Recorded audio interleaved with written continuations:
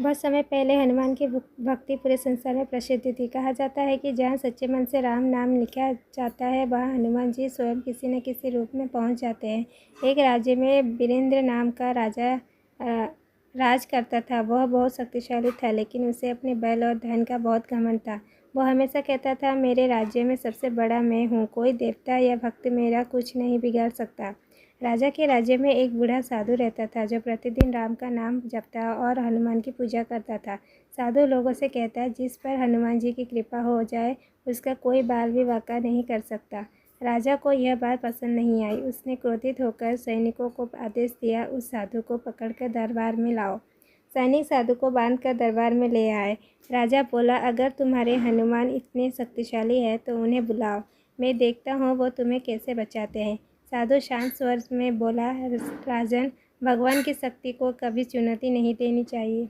लेकिन राजा ने उसकी एक न सुनी। उसने साधु को अंधेरी काल कोठरी में बंद कर दिया और अगले दिन मृत्यु दंड देने का आदेश दे दिया। उस रात साधु ने आंखें बंद करके सच्चे मन से हनुमान चालीसा का पाठ शुरू किया।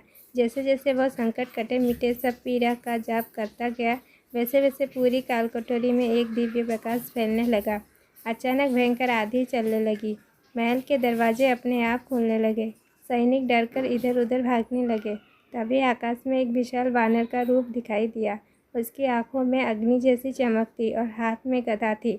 वो स्वयं हनुमान थे। हनुमान जी ने गरज कर कहा, जो मेरे प्रभु राम के भक्त को कष्ट देता है उसका अहंकार अवश्य टूटता है।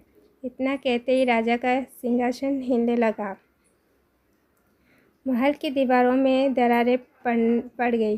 राजा भय से कांपने लगा। उसने पहली बार अपनी शक्ति को छोटा महसूस किया।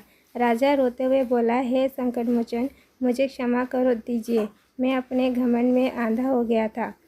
हनुमान जी बोले, सच्चा राजा वही होता है जो प्रजा और भक्तों का सम्मान करे। राजा ने तुरंत साधु को मुक्त कर दिया और पूरे राज्य में राम नाम का कीर्तन करवाया। उस दिन के बाद वह घमंड छोड़कर दयालु और धर्मप्रिय राजा बन गया।